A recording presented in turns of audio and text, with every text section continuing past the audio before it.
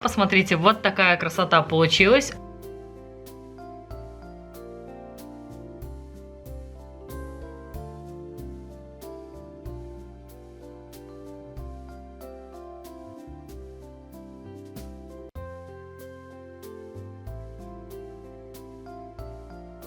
Всем огромный привет! Добро пожаловать на мой кулинарный канал. Сегодня мы с вами приготовим самую вкусную баклажанную икру. Мы с Алексеем уже продегустировали ее. Это очень вкусно, рекомендуем, пробуйте. Ссылку на наш мукбанг канал, где мы пробуем икру, оставим вам внизу в описании под этим видео. Переходите, пробуйте вместе с нами и готовьте, конечно же, тоже вместе с нами. А также, кто еще не знаком с нашим семейным каналом, ссылочка внизу под видео. Переходите, знакомьтесь. Как многие уже знают, мы недавно переехали в Турцию и снимаем для вас рецепты из своей замечательной турецкой квартиры. Кому интересно, обязательно переходите, подписывайтесь, нажимайте на колокольчик. Добро пожаловать, будем рады видеть каждого из вас. Ну а сейчас оставайтесь со мной, я вам подробно расскажу, как приготовить самую вкусную икру из баклажанов на зиму. Мы начинаем!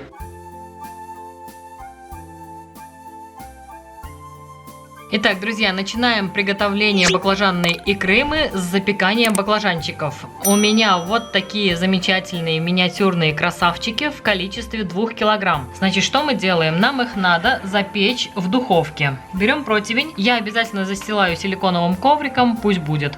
Не обязательно, в принципе, для баклажанов это делать. Берем вилкой, протыкаем в нескольких местах вот так наши баклажаны. По кругу крутим баклажаны и по всей поверхности делаем вот такие проколы. Укладываем баклажанчики на противень. То же самое сейчас проделаю со всеми оставшимися баклажанчиками.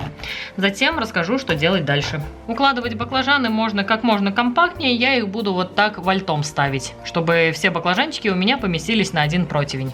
Итак, друзья, все баклажанчики я продырявила. Не забудьте заранее поставить разогреваться духовку до 200 градусов. И теперь отправляем наши баклажаны в заранее разогретую духовку до 200 градусов на 40-50 минут. До тех пор, пока баклажаны не станут мягкими и не станет легко отходить кожура от них. Итак, друзья, прошло у нас 50 минут. Вот такие жухлые баклажанчики у нас с вами получились. Нам необходимо, чтобы баклажаны полностью остыли. Пока оставляем их в стороне, чуть позже продолжим приготовление нашей икры. Итак, друзья, баклажаны у нас полностью остыли, и теперь нам необходимо их почистить. Сделать это очень легко, потому что баклажаны у нас мягкие, кожура отходит легко. Баклажан полностью я очистила, вот эту часть аккуратно тоже отрезаю. И вот такой баклажанчик отправляю в чашку. Таким образом сейчас полностью почищу все баклажаны, затем покажу, что будем делать дальше. Баклажаны я все начистила, вот такое количество у меня получилось. Далее баклажаны нам необходимо мелко нарезать. Разрезаем сначала полосочками, вернее пластинками, затем на полоски, разворачиваем и нарезаем мелким кубиком. Таким образом поступаем со всеми оставшимися баклажанчиками. Толщиной примерно миллиметров 7 пластинки у меня получаются. Далее на полоски разворачиваю и стараюсь мелким кубиком нарезать. Примерно толщиной 5 миллиметров. Все, друзья, я буду развлекаться баклажанчиками, затем покажу, что делать дальше. Баклажаны я все нарезала, пока убираю в сторону, они будут ждать своего часа. Далее займемся остальными ингредиентами. Среди других ингредиентов нам потребуется морковь. 3 морковки у меня получились весом 300 грамм. 5-6 болгарских перцев мои получились весом 450 грамм. 2 луковицы, также 450 грамм. 5 помидоров у меня получились весом 550 грамм. Для начала нам необходимо заранее поставить в кастрюлю воду и вот такие вот небольшие надрезы сделать у помидоров. Вот так. Воду доводим до кипения. С помидоров нам необходимо будет снять кожуру. Надрезы крестовые я сделала. Беру небольшую чашку или сотейник, или маленькую кастрюлю. Помещаю надрезанные помидоры и помидоры заливаю крутым кипятком, так, чтобы они полностью были покрыты кипятком. Если есть крышка, то хорошо, если нет, я вот так чашкой прикрою, уберу в сторону, засекаю ровно 2 минуты. Итак, прошло у нас 2 минуты. Открываем помидоры. Аккуратно вынимаем помидоры из кипятка. Смотрите, осторожно, помидоры горячие. Теперь помидоры заливаем холодной водой. Далее легким движением ножа счищаем с помидоров кожуру. Вот так. Вот такие помидорчики у нас с вами получаются. Перекладываем их обратно в чашку. Таким образом очищаем кожуру со всех помидоров. Помидоры у нас готовы, пока убираем в сторону, они нам понадобятся чуть позже. А нам с вами пока необходимо заняться остальными ингредиентами. Я беру свой любимый станок, устанавливаю. И вот такую насадку, ширина которой 7 мм, устанавливаю на станок. Нам необходимо кубиками нарезать лук. Беру плододержатель, головку лука одеваю на плододержатель. И вот таким легким движением руки сначала вперед, потом на 45 градусов. Таким образом нарезаю лук. Посмотрите, вот таким кубиком получается нарезать лук. Если нет такого станка, конечно же, классическим способом, как мы нарезаем на пельмени, сперва пополам, затем на полоски, не прорезая до конца луковицу, затем разворачиваем и также нарезаем кубиками поперек. Получается, в принципе, то же самое, только немного дольше. Ну а я пока буду развлекаться с луком, чуть позже покажу, что делать дальше. Лук у меня готов, вот такое количество получилось, пока его убираю в сторону. Далее на очереди у нас болгарский перец. Болгарский перец разрезаю пополам, удаляю семена, плодоножку, перегородки. Разрезаю на полоски примерно 5-7 мм. Затем собираю вот так все поперек, разворачиваю и нарезаю поперек мелким кубиком. Таким образом нам необходимо нарезать полностью весь болгарский перец. Итак, друзья, болгарский я весь нарезала, пока его тоже убираю в чашку, он нам пригодится чуть-чуть позже. Пока в сторону. И у нас с вами осталась на очереди только морковка. Морковку нам необходимо натереть на крупной терке. Итак, друзья, морковку я тоже натерла. Дальше делаем следующее. Берем, в моем случае кастрюля, лучше, конечно, взять казан.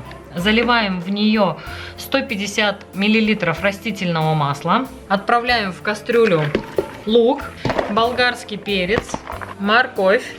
Все это дело хорошенько перемешиваем и отправляем на плиту. Как только все хорошо зашкварчит у нас, будем тушить на огне ниже среднего под закрытой крышкой в течение минут 20. Затем будем отправлять следующие ингредиенты в кастрюлю. Вот такая красота уже у нас получается.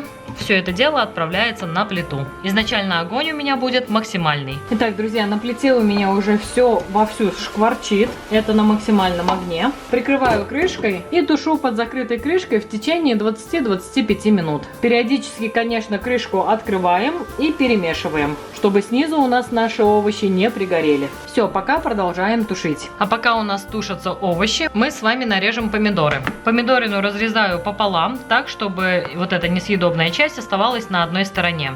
И вот таким вот движением, треугольничком, вырезаю несъедобную часть. Далее помидоры разрезаю на пластинки, примерно толщиной 5 мм. Затем разворачиваю и вот так поперек нарезаю мелко. Таким образом у нас с вами получаются помидоры кубиками. Я пока буду развлекаться дальше помидорами, чуть позже расскажу, что делать дальше. Помидоры я тоже нарезала, пока убираю в сторону, они так же, как и баклажаны, будут ждать своего часа. Ждем, когда пройдет 20 минут и обжарятся наши овощи на плите, которые. Итак, друзья, прошло ровно 20 минут. Открываем кастрюлю нашу. Вот так ужарились овощи. Далее в кастрюлю отправляем помидоры. Все хорошо перемешиваем, обжариваем в течение минут 5. Можно под открытой крышкой. Итак, друзья, прошло 5 минут. К нашим овощам отправляем баклажаны. Все хорошенько перемешиваем. Далее увариваем нашу икру в течение минимум 15-20 минут на медленном огне под закрытой крышкой. Итак, друзья, прошло у нас 10 минут. Открываем нашу икру. Отправляем в нее буквально 4 зубчика чеснока. Чеснок у меня довольно крупный. Общий вес чеснока у меня получился 27 грамм в очищенном виде. Выдавливаем чеснок в икру. Далее отправляем в кастрюлю соль по вкусу. Я положу, учитывая количество ингредиентов, я положу 4 чайные ложки с горкой. Пол чайной ложки черного перца. Тоже ориентируйтесь по своему вкусу. Все хорошо перемешиваем. Учитывая, что у меня довольно-таки густая икра, тушить икру буду еще в течение буквально 5 минут. В общей сложности получится у меня 18 минут. Этого достаточно. Я вижу по густоте икры, что этого достаточно. Видите, она уже совершенно без жидкости. Вы ориентируйтесь по своему вкусу. Закрываю крышкой и еще буквально 5 минут. Все, друзья, прошло у нас еще 5 минут. Еще раз хорошенько перемешиваем. И можно уже отправлять нашу икру в банки и закатывать. Итак, друзья, далее мы в заранее стерилизованные банки отправляем нашу икру. Стерилизую банки я следующим образом. В холодную духовку помещаю банки, разогреваю духовку до 150 градусов. И как только духовка разогрелась, с этого момента засекаю 15 минут. Таким образом я стерилизую банки. И вот так в стерилизованные банки отправляю икру. Далее банку закрываем крышкой. У меня закручивающиеся крышки. Просто вот так плотно закрываю, учитывая, что банка горячая, обязательно придерживаю кухонным полотенцем. И переворачиваю банку вверх дном. Вот такая вот замечательная, красивенькая икра у нас с вами получается. Таким же образом сейчас заполню все оставшиеся банки. Затем расскажу, что делать дальше.